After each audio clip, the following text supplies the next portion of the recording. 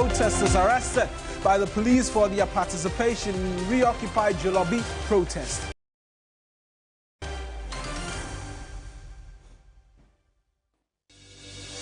Also to come, viral footage show police violently arresting unarmed protesters sparks concerns about effective crowd control yet again.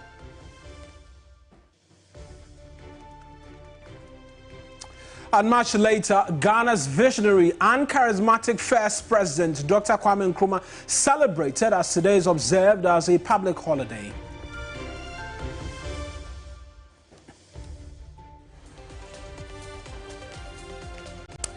You're welcome to the holiday edition of News Central. I'm Kemeni Amano. And I am Mawina Egbeta. The bulletin starts right now.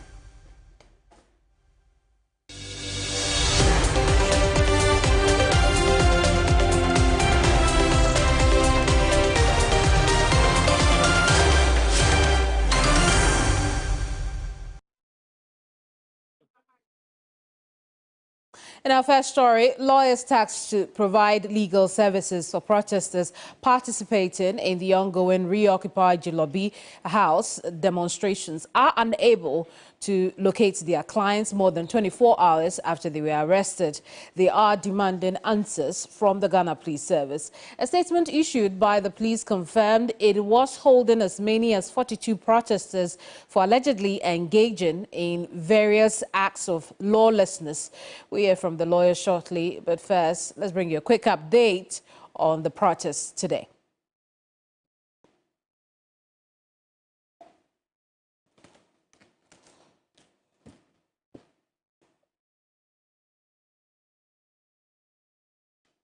Let's hit the ground now. Noble Crosby Annan is my colleague who's following this protest. Crosby, good afternoon to you. Talk to us about what's happening today. Right, Kim. So if you can hear me, it's day 3 of the protest, the final day of the protests organized by Democracy Hub. And now they are demanding an end to illegal mining and, by extension, proper governance. Now, day 3 of the protest, what you're seeing behind me is the 37 intersection. I must tell you that the protesters are yet to gather at the 37 intersection where they intended or where they are planning to gather for the protest. They are yet to arrive here at the 37 intersection. You would see the police barricades still in place, still in full force, indicating that even when these protesters arrive, they will still not be allowed to advance to the areas the police have told them not to go. What you see also in your shot are police officers who are seated, if you like, anticipating and waiting or awaiting the arrival of the organizers of the demonstration. Now, we're still waiting for the protesters to arrive. The roads have still been blocked. Police officers are still directing traffic so that there'll be some sanity on the roads on the 3rd day of the protest. We've been trying to speak with the Director of Public Affairs of the Ghana Police Service, ACP Akrofi, but she has denied speaking with us. But this is what is happening here at the moment.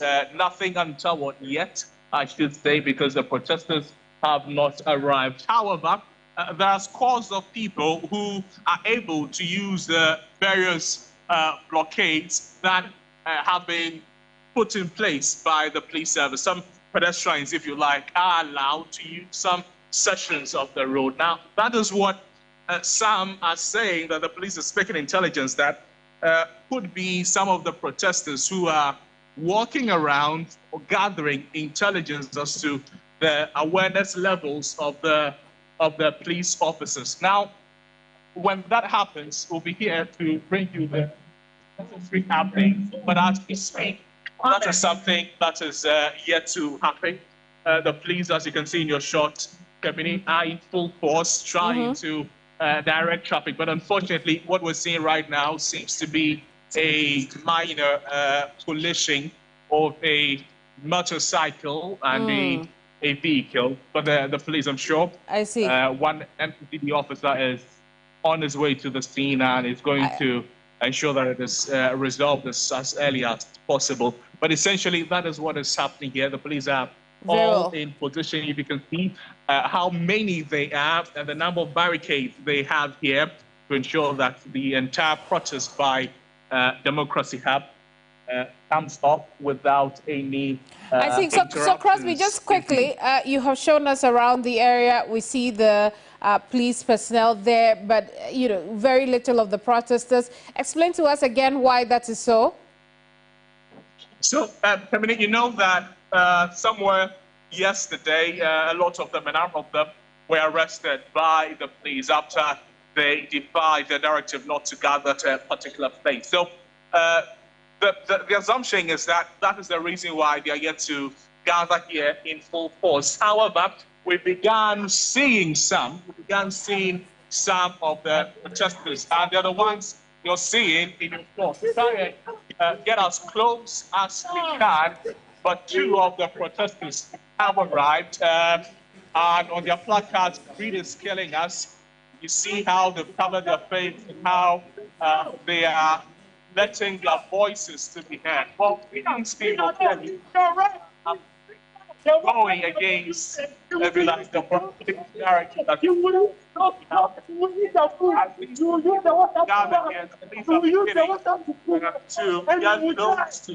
will send their foreign members outside of the country for somebody treatment. We die in Ghana. We die in Ghana. As of now, there are people who have been arrested. They have been denied legal counsel, which is their right. Concerns they are raising, Kevin. Well, Crosby, indeed. So Crosby, what's happening now? We see some shoving around. What's going on? Exactly. What you can see is the police, if you like. He has just been don't let this be the end of this protest. Don't let that be the last ones who are picked up. Don't let it die. No, you can't go beyond. You can't go beyond.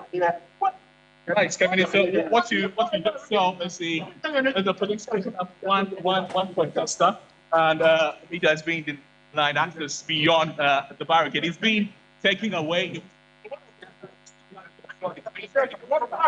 Escorted by another has also been picked up by the police, and they are escorting him into the police vehicle, where he will later or subsequently be transferred to one of the police stations. Unfortunately, we do not know which station that will be yet, but we're picking information that they're being shuffled between almost 11 police stations, all the protesters who have been captured. This is what is happening right now, the 37 intersection. The protesters too have come. They've all been picked up. Maybe others will join. Maybe they'll also be picked up. Maybe others will not join. And maybe the protest will have to end in the next few hours. But we'll wait to see what will happen, Kevin. Indeed. Indeed. Crosby, we'll leave it here for now. Thank you so much. It would appear that one more protester has been arrested, bringing to the total of what we know so far, 43 protesters arrested from Democracy Hub. And we're going to stay a bit longer on this protest story because the police's handling of the protest in the last 48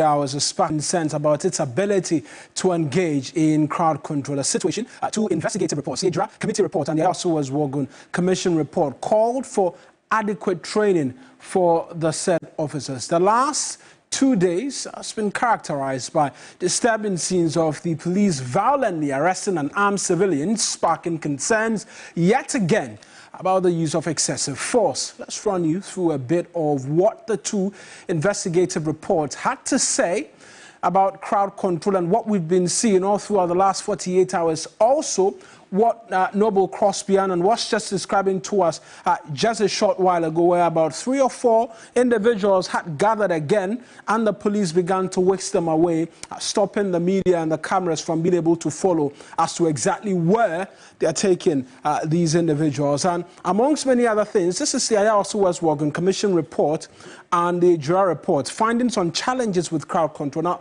the Commission recommends that SWAT teams and police officers deployed to maintain the peace and order on electoral grounds must have rigorous training in crowd control, arrest and perimeter security for both the ongoing electoral exercises and for any allied security issues that may emerge in an ancillary fashion. Also, the Commission recommends a strict adherence to the rules on searches and seizures, especially as regards to respect for the privacy of the citizen. Consequently, the Commission recommends that a ministerial directive be issued reminding all state operatives of the need to respect the citizens' privacy except as authorized by judicial orders. The last one, we're going to come up on your screens right now, and that they note particularly, this had to do with the Adra Committee report, that although the firing of live ammunition achieved the intended purpose of dispersing the crowd, it left in its trail unnecessary deaths, pain and suffering.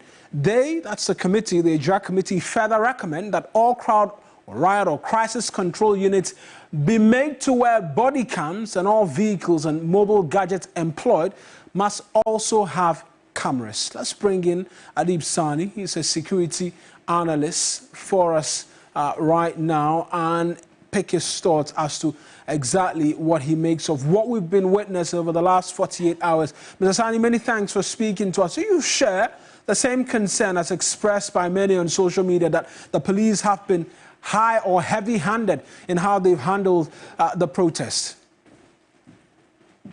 Well, I don't entirely agree. Security officers are made to go through some operational nitty-gritty so far as events like this is concerned. And I've always indicated that they are taught to exercise the greatest deal of restraint and to use force that is proportional to the threat. So if you flout the law, they reserve the right to arrest you. But when you resist arrest, then they can use force. And in some situations, it can become so sticky to the extent they have no option but to fire rubber bullets or even live ammunition.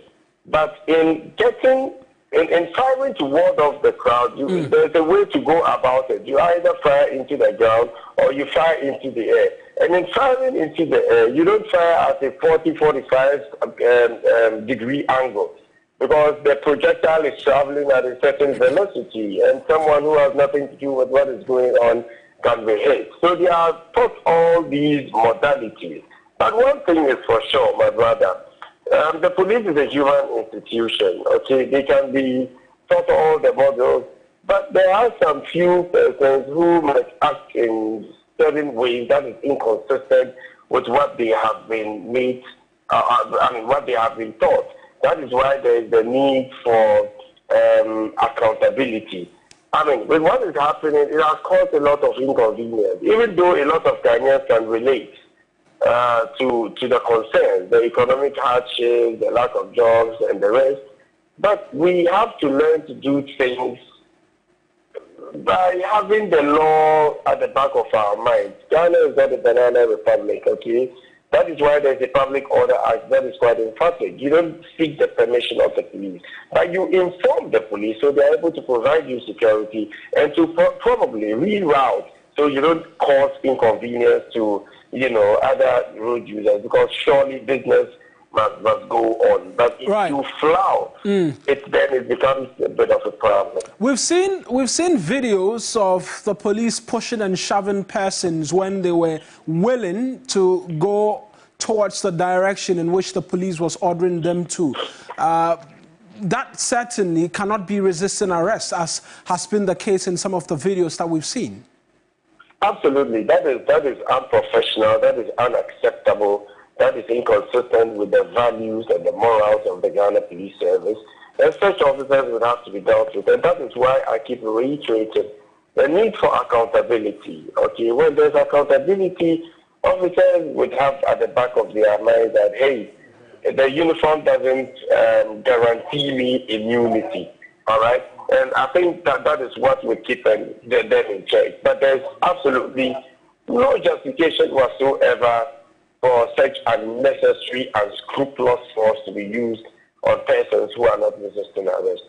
And so what possibly is the way forward? The demonstrators say they will return to the protest grounds today. In fact, we saw between 2 and 3 persons come around with placards and then the police escorting them away again. What should be the modus operandi of the police going forward? They've made the case that they want to de-escalate the situation to the best of their abilities, but the big question people ask is, these are unarmed protesters who are just gathering. What should the police be doing in the instances where these individuals are unarmed and are just gathering?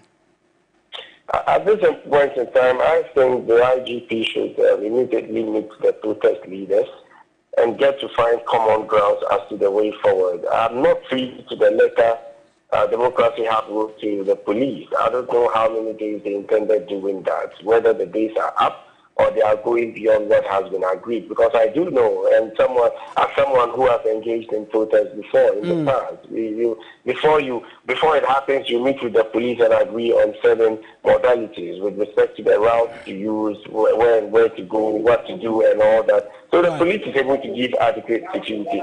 But if you go beyond the days, then it becomes a case of lawlessness. But it's not in my position to say whether what they are doing is lawful or unlawful. I'm not a lawyer.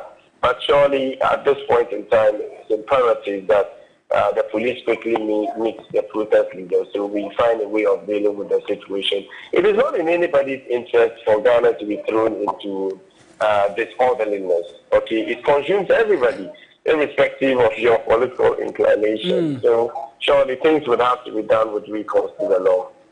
Mr. Sani, thank you for speaking to us. That's Adib Sani. He's a security analyst. Let's bring in Prince Ganaku.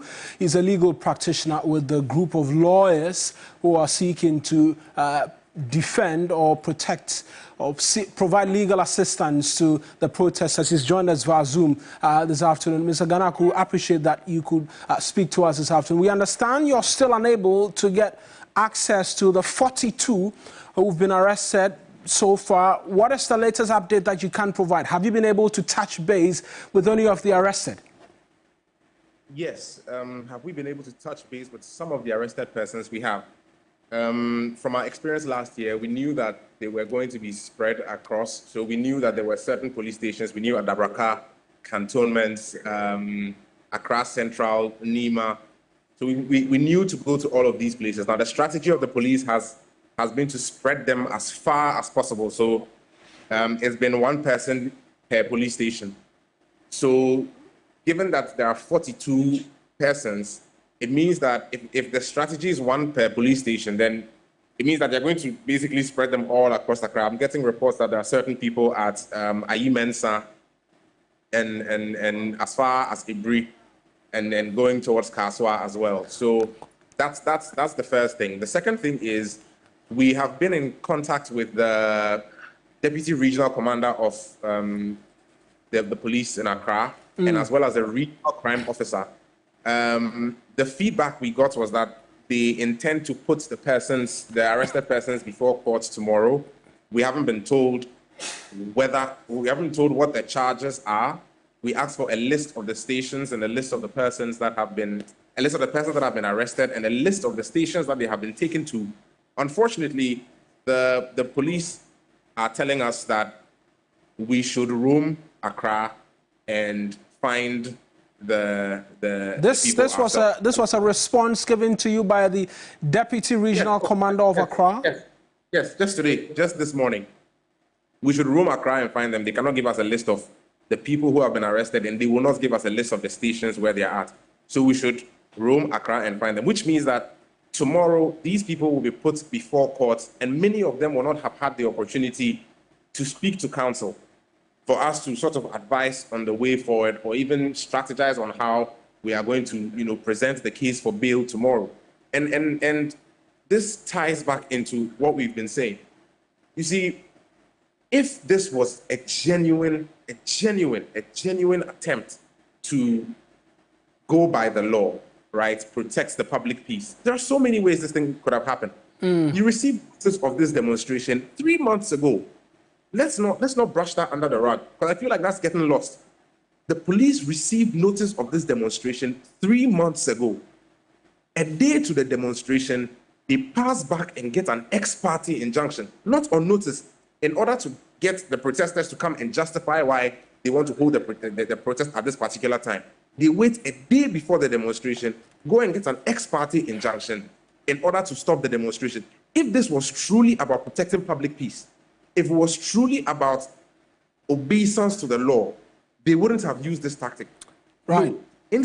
Instead, the police want to stifle the right to protest because they feel like they are the ones who have the power to do whatever they want. And it's absurd. What are the next steps? Because we know that last year, when similar happened, you're in court seeking to prosecute and defend the rights of the individuals who are unlawfully arrested. What is the plan, the way forward for you this time around, considering you don't even know where the individuals are and they're supposed to be in court tomorrow? Oh, no, without a doubt, we will definitely bring an action against the Ghana police. I'm just very, very sad that, you know, in these economic times, the government is going to have to bear the brunt of whatever decision it is that we get.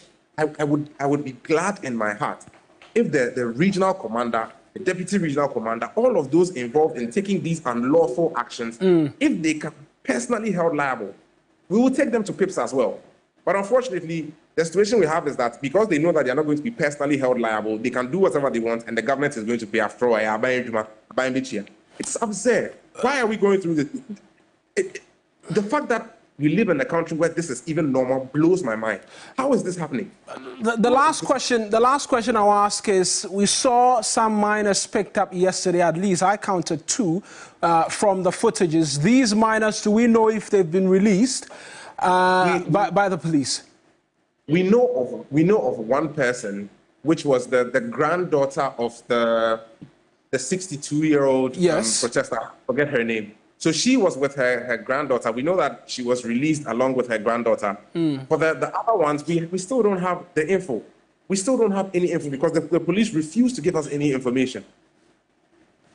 Right, Prince. We'll leave the conversation here. I'm sure we'll come back to you again in a short while to get some more updates. That's Prince Ganaku. He is one of the counsels for the demonstrators who've been picked up. They say they've been told by the Accra Regional Police Command to roam the stations in the capital and find the individuals who've been picked up. They have no details on one other minor. At least we saw video footages of her in a bus, a police van, as a matter of fact, being whisked away along with a number of demonstrators. Prince tells us they have no info on that.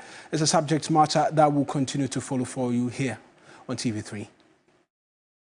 In the meantime, Deputy Attorney General Alfred Yeboah has cautioned that plea bargaining won't be a universal tool to evade justice, citing sexual offenders and perpetrators of election violence as examples. Yeboah indicated that the act will not be used as a shield. Lord Edwasare is at the program where he made these remarks and joins us with a bit more on this. Lord, good afternoon to you. Let's talk about where you are and what other issues the Deputy Attorney General has been raising concerning plea bargaining. The plea bargaining guidelines will help clear the notion that the act is for only the affluent in society, which enables them to evade justice. Now, Deputy Attorney General Alfred Yeboah indicated that this will help create uniformity during negotiation and during prosecutions, and so this will help in that regard. He also indicated that in the event that accused persons tend to be notorious and want to take advantage of the act, they will still do jail time because the brief facts of the case will always be considered and that will be applied. It's a financial crime, and you are ready to go by the terms of the act, and your offer is acceptable to us, then we can enter into that kind of arrangement. But that also does not mean that if, for example, you've stolen 1 million Ghana cedis and you want to refund 2 million Ghana cedis, automatically we must accept that offer.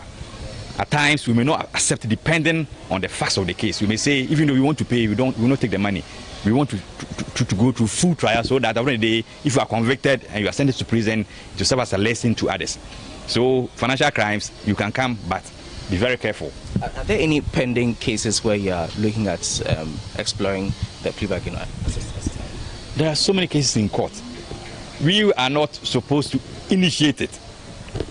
If any accused person initiates that process, then we also come in. But we will not go looking at this case, can you come? No. That's not our duty. Basically, it's the duty of the accused person to initiate it. Lord, many thanks for bringing us that story, Lord Iluasare, with that, report. Now, the flag bearer of the NDC is wooing support. I'll tell you more in this election command center.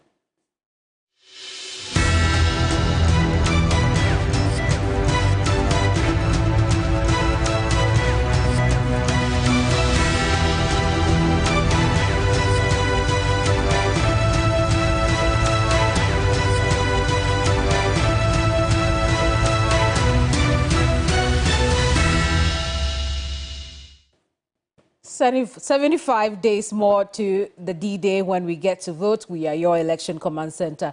Now, the flag bearer of the NDC is wooing support from known strongholds of the governing NPP, urging them to ditch their party for an NDC that is development-oriented. Campaigning in Yamfo of the Tano North constituency of the Ahafo region, John Mahama is questioning the continuous support for the ruling party that has failed to deliver on its promises and mandate.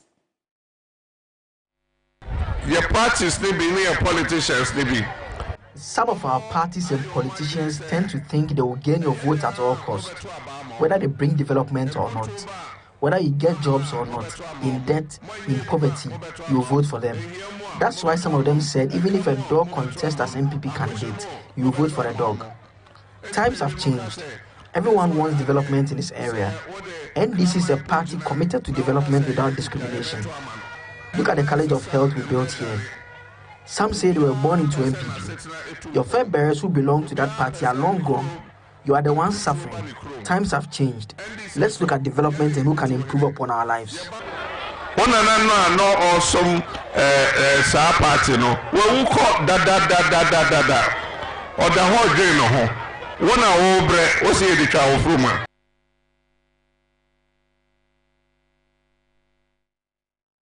NDC will take you to the camp of the NPP, where the vice presidential nominee for the governing Patriotic Party, Dr. Matthew Poku Prempeh, has appealed to the rank and file of the party to, amongst many other things, throw their weight behind the NPP in avoiding a skirt and blouse in the upcoming elections. He stressed on the importance of voting for both the NPP's presidential and parliamentary candidates to ensure a unified government. Ata MPP share ensumu ewiemu bekwai mai and the MPP jina and abekwai dey jina ayibre bu huye ya the banana dia sofo panyifo ho ebe three say after the house to house the ebe chance it ya sofo the imam for the monpaye mai no mun shrine no one share aquaculture no.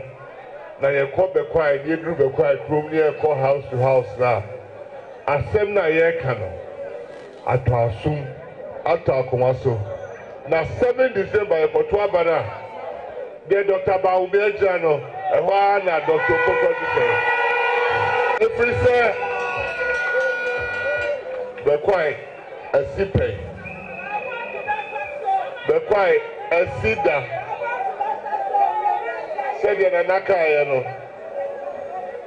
Yabato, no, ya na content group Yabede. Content create the film, the quite a connection, and a day, and connect. And Juma day, the debate didn't put to a baba quiet, any here. So the quiet folk or Twaba, man call house to house, village to village, home to home. Bed to bed, room to room. Uncle Kansempa MPP bye and 1 year. Uchaja na kofabone. The choir Jidia or say Ebin Sibio. Now the presidential candidate the choir Twama MPP Twama MPP. It could do baby na parliamentary candidate Mato de Basa. Miss Shemo. The Apremdo no one day, Apremdo call. The boy did no one day. The Academy day. The Academy day. The Academy day. Answer the baby about by. Also be idea and in trouble being poor. Everyone the wow cofa bonning a day, Emma. Yet asumdue, yet the cocoboti, and the to a bano, Nagana upon it to a pie day. I was sorry, I'm not so for. I was sorry, I'm not say your mumpire. Naka, Unsabi, Unso, the empire was they had the money. Empire boy had the body. Because I don't know they are so for the man for mumpire, but they don't know why, yeah. As what to your car. I said, I don't know about mumpire, Imam for a bumpire, my. I was so far a bumpire, I saw for a bumpire. Oh, we are chum. Now, and then the person became a man. Now, Mobama end this is what to say. You pay your chum this side. You pay as what tea. I could not walk on your foot. I could software, I could share at the pipe. And that's the running mate of the NPP speaking and appealing to supporters to, amongst many other things, not vote skirt and blouse, and also responding to John Mahama's comments about religious leaders praying for the vice president as being hypocrite. He says that they will prefer their hypocrisy in that particular light. We are your election command center.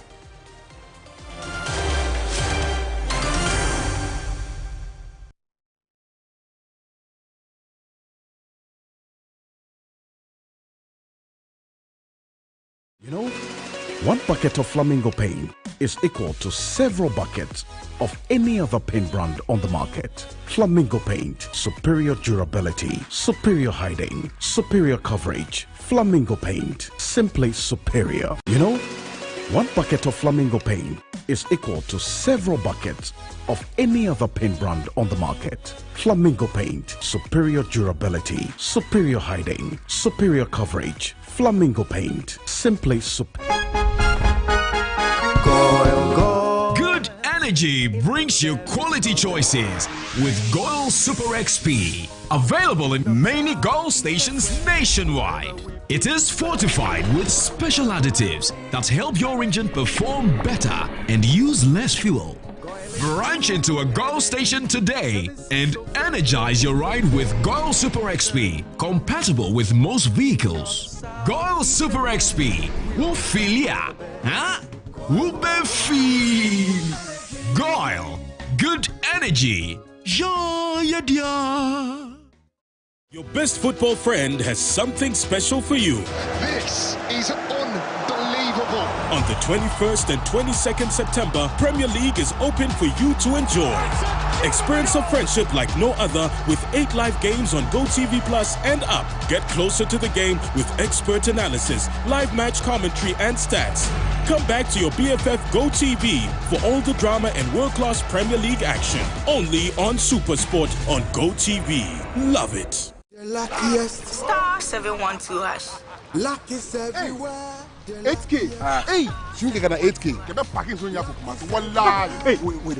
You can put it on his tab. This is my man. Good luck. Hey, yo, Bill Radio. We are star 712. It's much more phone. I'm on dialing the magic numbers. Star 712. Now welcome to the luckiest. Aha, and now with me at home ticket. You can buy for yourself or your loved one. Mommy, tell mommy who's here. You're buying for me, right? Or who else? Oh. Let me choose buy tickets for others. Love you, boo boo. Maybe straight to option 4. Now you need to buy tickets worth 50 Ghana to qualify. Yes, you can buy random or preferred tickets. I'm choosing random tickets. Listen, if you buy the random ticket, the system chooses a random number for you. But if you buy the preferred, you get to input your own preferred 5 digits. 5. Baby, give me your 5 numbers. And how much are we buying? Babe, look at the body and buy you. With your body, Hey, there, tread cautiously. Now follow the prompts and confirm. Now the luckiest. The luckiest is regulated by the NLA on the Caritas platform, not for persons below 18 years. T&Cs apply. Results.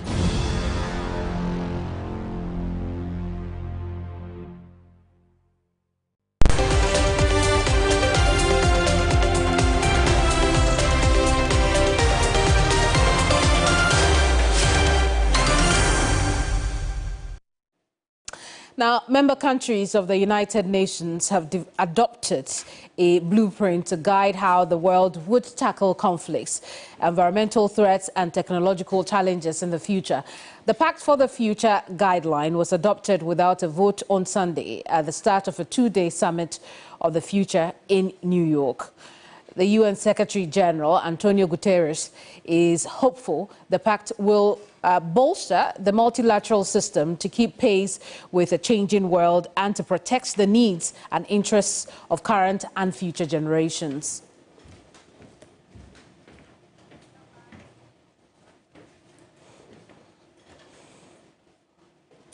I'm going to bring in my colleague Sani Abdul Rahman, who's in New York City, covering this for us. Talk to us about what is happening today. Well, Kamini, let's start with what happened yesterday here at the United Nations, where countries adopted the Pact for the Future, which is essentially going to bolster the work of the United States, guide how it operates in the nearest future. You are aware the UN has been lamenting the lack of adequate powers and resources it has in terms of addressing issues like climate change, issues like human rights violations that we've seen across the world, issues like the multiple conflicts that we are seeing on multiple fronts across the world. So the UN is essentially asking member nations to give it more powers, to give it more resources so that they could ensure that some of these challenges are addressed. We saw in the votes at the last minute Russia coming in with some sort of amendments to bolster the independence of countries and to ensure that there is no interference even in times of crisis. But that is the essence of multilateralism, for countries to intervene when they think the basic human rights of citizens are violated, irrespective of the country. So that is what happened yesterday here. Today, the summit of the future continues. President Akufo-Addo arrived on Saturday. President Cyril Ramaphosa of South Africa has also arrived. A lot of leaders from the African continent are here. As I speak to you now, they are in the UN building deliberating on some of the provisions in the document. So essentially, that's what will be happening here. A lot of bilateral meetings also on the side. Individual countries have their objectives and goals that they have set for themselves, are trying to achieve in this whole 1 week of deliberations. We know on the part of Ghana and the rest of its sister nations, I'm referring to the sub-Saharan countries, they'll be pushing for some of the considerations regarding climate change financing. They are saying that African countries contribute less than 0.5% of the emissions, yet they are bearing the brunt of climate change. So they are asking for some sort of support to deal with the impact of climate change on their economies, especially on agriculture, which is a major problem in the African continent. So if you ask me what will be happening exactly today, that's what I can tell you, Camille. I see. I want to understand, how Africa is represented and what's in there for, Africans as far as the Pact for the Future is concerned. Well, environmental threats is a major issue for African economies. We've seen the impact of climate change, as I just indicated. We've seen efforts also on the part of the West introducing a lot of measures to ensure that the impact on the African economies is minimized. But that essentially hasn't yielded much results. We've seen the introduction of the carbon credit markets, where countries can emit less and get some reward from developed economies. But that essentially has been described as a sort of pretense to minimize the destruction that major economies are causing to the global environment. So African countries will essentially be looking at what the West would do to reduce their exposure to the destruction of the environment. They'll be looking at issues of debt, which has been a major issue on the continent. We know a lot of African countries have some sort of debt hanged over their necks. They'll be looking at some sort of relief that these economies can provide to them. But as to whether any meaningful outcome will come from these deliberations, that's another subject for discussion, because we've seen in the past a lot of talks and no action. Very well. Sani, thank you so much and good job. Sani Abdulrahman is reporting for us from the UN General Assembly. There'll be more on that in subsequent broadcasts. Right now, you're live here on News Central. It's time now to go across the regions in Regional Hub.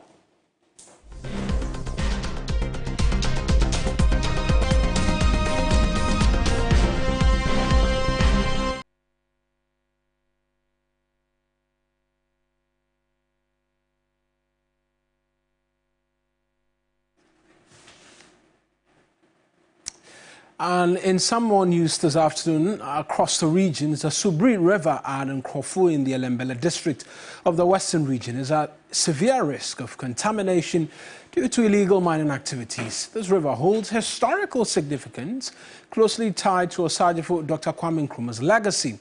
Unfortunately, the once thriving waterway has lost its glory. There is more in the following report. Located mere meters from Osajifo Dr. Kwame Nkrumah's mausoleum lies the Subri River, once a thriving tourism destination and vital water source for Nkrumah community.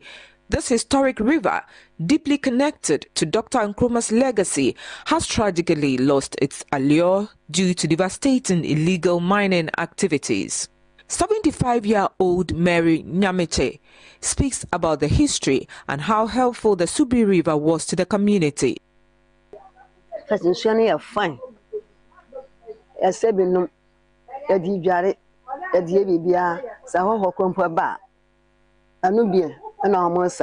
This water was revered for its purity and spiritual significance, attracting tourists who sought its blessings for fertility and prosperity.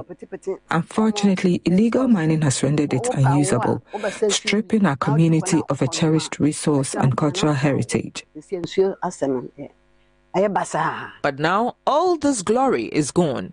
Christopher Tani, a resident of Nkrumah, reveals these illegal miners deceive them that they are dredging the river. We were misled into believing that the dredging was for our benefit, but it turned out to be galamsey. We are now paying the price.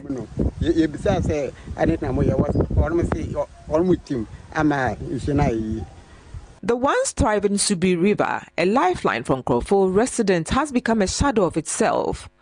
The community now struggles to access potable water, forcing them to rely on wells with numerous challenges. They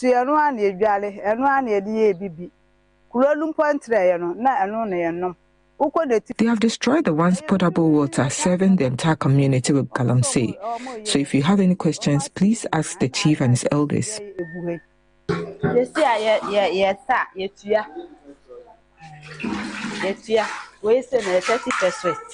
Our only other source of water is this well. We pay 30 pesos for this bucket. So if you don't have money, what will you do? The tour guide of Osajifo Dr. Kwame Nkrumah's mausoleum, Stephen Tando, is calling on authorities to address the dire situation facing the Subri River and the mausoleum surroundings. Tando's plea highlights the urgent need for intervention to restore the river's glory and ensure the mausoleum's upkeep. A lot of people have heard about this river, and people even relate it to have some of the features of the Jordan River. So people traveling so far to come to the museum, sometimes you even end the first phase of the tour and they'll ask you that they want to see, or they've heard about the river, so they want to see it. And right now, illegal miners have polluted the river, and it has become so much concern. We want it to be developed. At least the river, they can do much better thing around the river than allowing illegal miners to pollute the river. Currently, all indications suggest that illegal mining activities are severely impacting Ghana's water bodies and environment. Until urgent action is taken, communities like Nkrumah will continue to bear the brunt of water challenges. Irama Smith, TV3 News, Nkrumah. We can now turn attention to aquaculture, where we're learning that stakeholders in the inland and aquaculture subsector are proposing the establishment of a development and research fund by the Ministry of Fisheries and Aquaculture Development.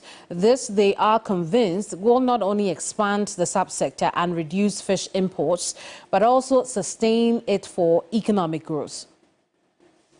The Fisheries and Aquaculture Development Ministry, as part of steps to review the draft fisheries bill to keep pace with new technologies and emerging trends in the fisheries industry, has begun engagement with stakeholders. Director for Policy Planning, Monitoring and Evaluation at the Ministry, Eric Ban, indicated that the new law will ensure regulation of inland and aquaculture subsector, which previously operated without proper checks. We have to manage the resource sustainably so that it will benefit the current generation and the generation unborn. We need our extension officers to be able to see to it that the fish that comes out from the aquaculture population are healthy for our consumption, from the production up to service and trade, the processing.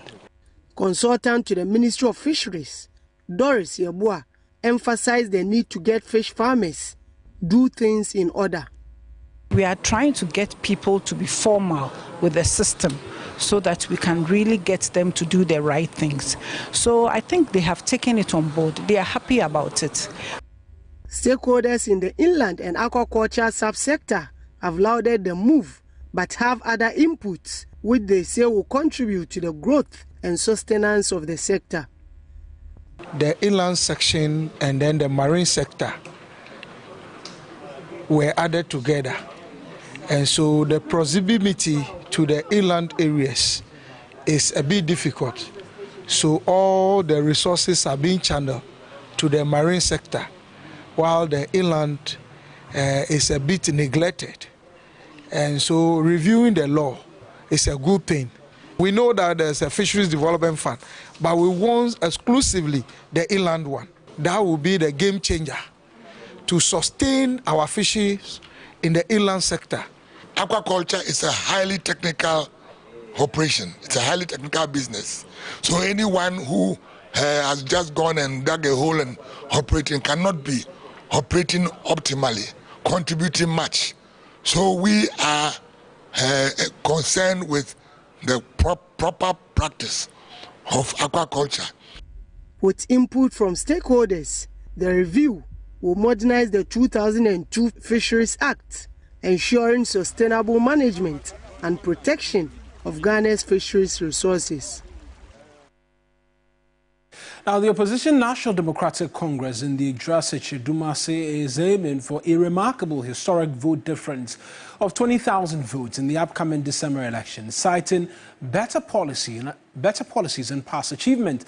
Now, the campaign launch of the constituency, the NDC parliamentary candidate and member of parliament for the area, Alhaji Bawa Brima, is convinced the party has become more appealing to voters, considering what he described as abysmal performance of the ruling New Patriotic Party government. NDC in the Idrasiche Dumase is poised for victory. We are going to set history. History in the sense that we've never had a third-term member of parliament in the Idrasiche Dumase, but inshallah, this time round, with the support of my constituency executives, my branch executives, the rank and file of the party, it is certain. And every signal today, even our showing, shows that we are going to make history and we are going to have a third-term member of parliament in the person of Honorable Dr. Alhaji Muhammad Bawa Brima. This is because if you look at the Idrasiche Dumase constituency, almost everything that makes life comfortable for a human being in the dry year was initiated and implemented by the NDC. In 2020, there was a vote difference of about 5,000 and a few figures on it. But this time around, we are poised and we've set the target. And the target is that we're going to give the MPP a difference of 20,000 in this constituency come December 7th. Now, Chief of Apremdo, Nana Eja Kwamena the 11th, has lifted the ban on Dr. Prince Hamid Ama, the Member of Parliament for Kwesi from campaigning on Apremdo land. This development comes after the Paramount Chief of Esikado, Nana Kobinankesia V, intervened and brokered unity between the two parties through traditional rites. Here's a report by Pakojo Peters from the Western region. So this morning, the Member of Parliament for Kwesi, Prince Hamid Ama, and his delegation led by the Municipal Chief Executive for Ekma, Kojo Akwa, paid a courtesy call on the Chief of Apremdo, Nana Eja Kwamena, to respectfully ask for Nana's forgiveness concerning what has transpired between Nana and the Member of Parliament, which led to the Chief of Apremdo banning Honorable Prince Hamid Ama from campaigning on Apremdo land. The two factions have agreed to settle their differences, and to signify this remarkable peace, they have slaughtered sheep and also poured libation to Nananum, which goes a long way to signify that the two have settled their differences and they have united as a father and a son. Paramount Chief for Esikado traditional area, Nana Kobina Nketia, served as the mediator who brought the two together. I'm not who be all assembly and you as I was a chechamaka. Oh, yeah, instead of Pakuno Pedals are all Casam no cra. In say, Yamina Domara, when I smoke from that one bread. Our brace cado. And me Jawan were then. Then one was one home common.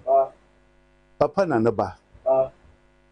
Then send you all in the aquaculture, my Mitsubi. That was your home common.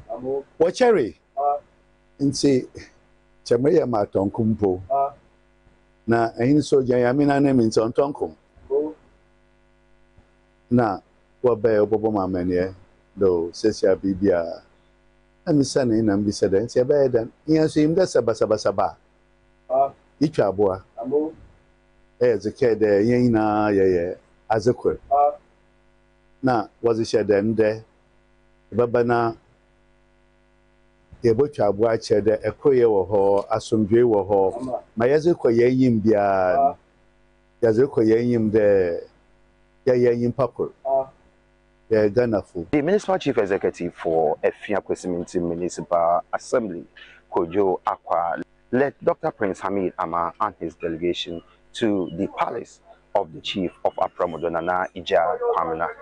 And some kakribi a bayan and an antem. Na Siciano, send shani adventure binti. The Adrian to Akofana or Mahin Cassim. Nana is called Mahin. Nana, Mahin, Yambasa Betting the cry, your crown, you move from Sogasin. You're to that. That's a son.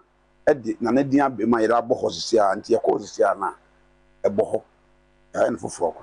Tinana, I'm sorry, now, because I can. Western Region correspondent Pakojo Peters with that report. You're live here on News Central. I'm Kemeni Amanda. I'll be right back with more news. Don't go away.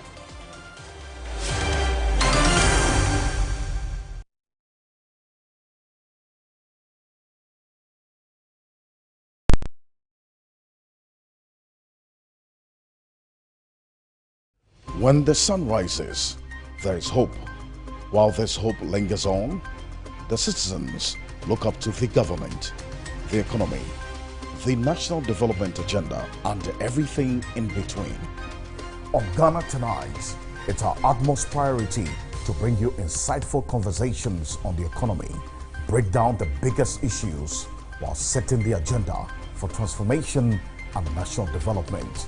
The big and important stories are treated from the human interest angle, while the facts and the figures are painted with precision. So now, let's cut the convention and start the conversation here on Ghana Tonight. I am your host, Alfred Okamsi. Ghana Tonight, Shows Monday to Friday at 10 p.m. on TV3. Brought to you by Flamingo Paint. Superior durability, superior hiding, superior coverage, simply superior. No, baby, I said I'm fine. There's no need for you to come over. How far will men go just to impress a woman? There are no limits at all. Hey, baby. I go to work in the morning and work so hard and come back home and my house is a mess. Meet Leo, James, Ben, and Tim, 3 young men maneuvering the twists, turns, and challenges in their 20s. You guys are 3. The third person is not at home. Am I lying? Am I lying? I said I want also. And they also, whom I also help. We help. They are witty, smart, and sneaky. How's my baby? Yeah, that one, lazy boy, he's still sleeping. They are The Bachelors. The Bachelors, showing soon on TV3.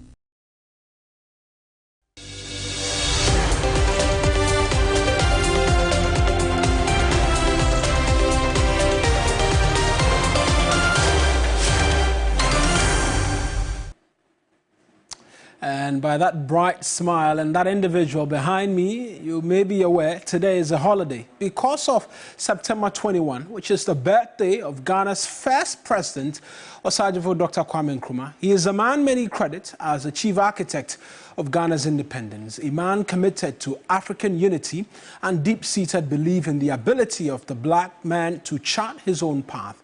Today, we remember him in his own words. They tell us that this particular person or that particular country has greater or more favorable potentialities than the other. They do not tell us that we should unite, that we are all as good as we are able to make ourselves once we are free.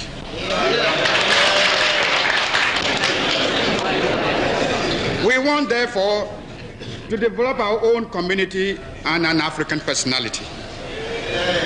Others may feel that they have evolved the very best way of life, but we are not bound, like slavish imitators, to accept it as our mold. If we find the methods used by others are suitable to our social environment, we shall adopt or adapt them. If we find them unsuitable, we shall reject them. Fighters for African freedoms, I appeal to you in the sacred name of Mother Africa to leave this conference resolved to rededicate yourselves to the task of forming among the political parties in your respective countries a broad united front based upon one common fundamental aim and object, the speedy liberation of your territories.